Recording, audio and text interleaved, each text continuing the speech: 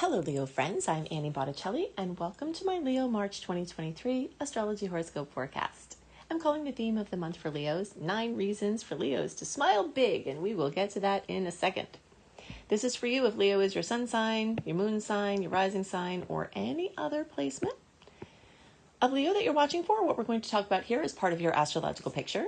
And if you're a very late degree Leo friend, so around 23 degrees or so through the rest of the sign, or around August 15th birthdays through the rest of the sign, then I suggest you additionally listen to my Virgo report, because both the Leo and Virgo reports will have pieces for you very late degree fans. All right, so let's just get right into the theme of the month, and we will go from there. This beautiful fire frenzy that you see here, including these two friends who are going to turn into part of the fire crew, are 9 big reasons to smile, okay? Because all of these Aries energies, the Sun and Mercury, when they get there later in the month, are all going to make the most fabulous aspect in all of astrology, with your Leo placement lighting you up so blazingly beautiful that it's incomprehensible. This is a massive fire frenzy, and generally this does not happen in March. Generally, we're kind of dominated by Pisces energies. We will have the Sun there. Mercury will make a very fast tour through there. And those energies are not fun.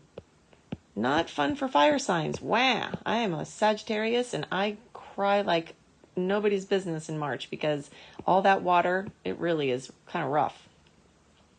So those things will be there. You'll have some things coming up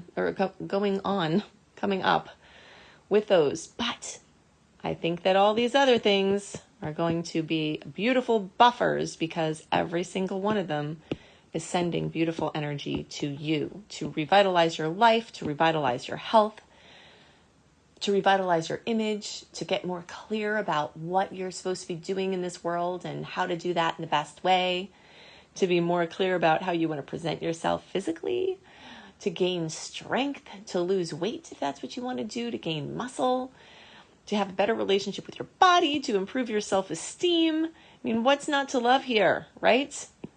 So we're going to get that not fun out of there and focus on this fire.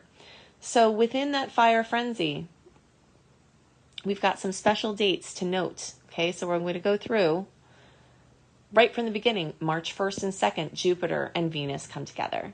I know I've made a mess here, so I'm going to get some of this out of here. But basically, Jupiter is the great benefic, the bringer of luck and optimism, expansion. And when it gets together with Venus, it can expand money and love in a big way. So if you're trying to have a baby, oh my God. If you're not trying to have a baby, oh my God. This is like, wow, money stuff, business stuff. And this month is still all of the planets going direct. Personal planets, the ones closest to us, outer planets going direct. It's very unusual that this happens, and that combined with all the Aries is just like blazing forward in magical ways. Beyond magical. There are no words. I know a lot of words, but I do not know any word that can encompass the magnitude of forward motion that this month has. And it's amazing for decisions. It's amazing for launches. It's amazing for big moves, starting businesses, starting new jobs, weddings, engagements, parties, travel. It's just, gosh, it's monstrously fun. I'm very excited about it. I have a lot of Sag planets. So everything that's going on for you all is also going on for me from the other end here. So I am definitely celebrating with you. Now, direct planets mean forward and outward, right? And retrograde is inward and backward. So from August into January, we were inward and backward. Starting a little bit into April, we're going to get inward and backward again, including a Venus retrograde. So this is just such a big time. All right, so remember that when you do something important, like start a business or start a life with someone or something like that, that is the birth date for that relationship or that project. So when you start it, when you've got Jupiter and Venus together, it echoes out for all the time that you have that relationship or project. It's just really exciting. Now, everyone will get goodies from this, but those Leos who are near 11 degrees, so we'll say 6 to 16 degrees, closer to 11 degrees, the more you get even more of a kiss from this, but don't worry, nobody's being left out. This is just fine tuning for some extra. So that's basically like August, it's more like July 25th-ish through like August 6th-ish. And the closer you are to around the 1st-ish, the more powerful. But no one's being left out of it. Just you all will get extra. All right, next exciting thing. The end of the month. Mercury gets together with Jupiter. Big news. Exciting information. If you're trying to put something out that's information, like a course or a book, either of these dates are amazing. It's very exciting. So again, we've got 17 to 18 degrees now this time. So that's like 12 through 22 or 23 degrees. The closer to 17 or 18, the more you get the kiss. So that's like August 2nd through 12th or 13th. And the closer to like the 7th or 8th, the more you get that kiss. Then we have the astrological new year on the 21st. I know I'm not going in order here. I'm going in order of what I'm excited about. So it's my order. But so the days are on the 21st, astrological new year. Big, bam, open. Lots of new beginnings in this month. Besides all the Aries placements, we do have 3 sign changes. Mars, Saturn, and Pluto. Big time. We'll get into all that. But March 21st is one of the best days in the whole year to do a vision board. Vision board is a board where you put sayings or pictures that you want to bring into your life, whether you're redecorating your bedroom and want ideas, or you're creating a garden, or you want to travel, or it's a relationship board, or whatever you want to create more of in your life. Put this where your subconscious mind can pick it up and it can help you create it. And the universe is especially receptive to your desires at this time, and even more so because of all this. Extra Aries. Okay, so now let's talk about Jupiter and Chiron coming together. This is a big deal. They're outer planets. Chiron's an asteroid. Astrologers tend to call everything planets, even if, if you're a heavenly body, or even if you're a calculation based on a heavenly body's movement, you're a planet. But in any case, Jupiter and Chiron come together in the days around 11th and 12th. You'll feel that for weeks before and after. It's a big one. This is one of those ones that could go either way. Too, Chiron is the wounded healer. You could have something big come up, but there's equal chance that whatever comes up, you can actually heal it. So if you have something that's been holding you back, a fear, a physical issue, a mental block, an emotional pattern, those energies can really very readily and quickly adjust. And it is important to note that even though we had a long time of retrograde and only a short time of this direct energy, the things that can move forward in this time can be things that were held back for months or even years. So you can make so much progress in this short time that it can be like the years worth of progress. All right, let's talk about these planets changing signs now. We've got 3 of them. This time we'll go in order of significance. And significance, I mean how rare it is that it happens. So Mars usually changes signs pretty quickly, but because it's been in retrograde, it's been in Gemini for all this time. And this hasn't actually been a bad thing for Leos, because the whole time it's been making a nice 60-degree angle full of opportunities for you, but it still has created a lot of vacillation. Gemini is like, do I do this? Do I do that? Do I do this? Do I do that? So a lot of uncertainty, a lot of going back and forth. And even though Mars went direct in January, it's still in Gemini until March 26th. So from March 26th through May 21st, it's going to go into Cancer. We'll talk about what that means in a second. But for now, let's talk about what is going to shift. More certainty on those things that you were confused about. And that's coupled with all of this energy to take action. So it's perfect. The clarity and the motivation and the drive will all be there. Okay, so Mars has been moving through your house of friendships and groups and community projects and internet-based projects, bringing a lot of attention there. And now it's going to your area of your subconscious and your unconscious mind. It's going to rump and bump around in there. It can be a little bit uncomfortable. It's, it's like something big rustling around in the attic and you can't help but notice. So that will be going on for these months from the end of March to the end of May. And it can make you think more. It can make you obsess more about things that you're thinking. And this could be a great time to break those obsessions. Everyone has an addictive mind. It's the nature of humans. And this is a chance that you have to start to shift that. If you're obsessively planning, obsessively strategizing, obsessively worrying, obsessively escaping, whatever it is that you do with your mind, during this time, Mars will help you to take action on the root cause of those issues and get some strategies and some systems in place to balance that out. So that's exciting. Now, it is in a water sign, so it can be kind of emotional. And that doesn't match everything nicely that we have here, but it could add a little bit of balance, which could be helpful, and it could inspire you to take some rest in between all of this action and activity, which could be a really good thing. Lots of rest, lots of retreat, vacation, even if it's just taking 20 minutes in the middle of the day to put your feet up or something, or stretch. Those things actually go a long way. It doesn't sound like a lot, but when they're added together, they compound in their results. All right, so the next thing is Saturn is switching signs. Saturn has been in Aquarius. This has been opposing your sign for years. You've been feeling that. A lot of topics of responsibility, pressure being put on relationships.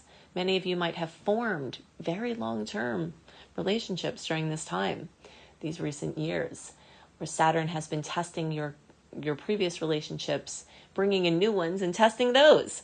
So that Saturn story is going to shift. And when Saturn changes signs and changes houses, it brings gifts. Oh, that's like a little rhyme. That was good. Anyway, so Saturn, got distracted there a little bit. So Saturn has been testing everything for you in your relationship space. It's been grounding in everything having to do with how you relate to other people. It's been putting pressure on yourself to balance things in your relationship space. Now that that's gone, you're very likely to get a gift in your relationship. If you have been suffering in your relationship, Saturn gift can be a solution. If you have been trying to have a baby, Saturn gift can be the baby. If you've had conflicts with your partnership and it's, irreconcilable, the separation could be the gift. There's a gift coming for your relationship space, and it's going to be very exciting. And you'll know what it is when it comes in. And sometimes there's even multiple gifts. I've seen Saturn bring multiple gifts. So look out for those. And so Saturn will be in Pisces for about 3 years, from 2023 to sometime in 2026. And it moves in officially on March 8th. All right, so now, just as soon as Saturn is done with that whole thing, the opposing, the 7th house, all of this. Oh, I didn't talk about where it's going. Let's just do that really quick. Okay. Saturn going into the 8th house is now establishing your deeper relationships that include financial connections and more deep, intimate connections. So it's like taking the storyline of the 7th house and going deeper into the 8th house. There may be some hardships, challenges, or opportunities with credit, debt, taxes, and this could be a good time to get those things all worked out. You also could get loans that you need for something, or you could pay off loans. Remember, Saturn wants discipline. So anything that you're doing consistently with discipline that involves hard work over a long period of time, Saturn will be happy with that. This also can have to do with estate planning, anything having to do with managing wealth, inheritances, and other people's money. Okay, so now Pluto's changing signs. This is an epic, crazy time, right? Let's talk about this. March 24th, Pluto in Aquarius. It's going to go back and forth between the late degrees of Cap into Aquarius from 2023 to the end of 2024. Then it will go into Aquarius and stay there for 20 years from 2024 to 2044. But for all intents and purposes, everything Pluto in Aquarius is happening now at the same time, even while it's dancing back and forth. And we've already seen some of it. We've seen a lot of changes over the last couple of years, and Pluto being at the end of Cap and the beginning of Aquarius are foreshadowing more changes to come. And I could talk a lot about what that would bring, like crazy technological advancements and, radical changes to communities. This is all happening for a long time. But specifically for you all, your relationship space is focused on again. So hopefully you like relationships, because you're going to be focusing on them very deeply for a long time. Pluto brings birth, death, transformation, rebirth, the phoenix rising from the ashes. And all of that's going to your 7th house. So I talked about Saturn possibly bringing the gift of a baby.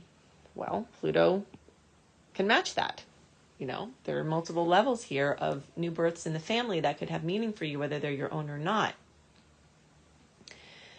And there's also the topic of death. We don't like to talk about this topic, but I'm not going to sugarcoat this.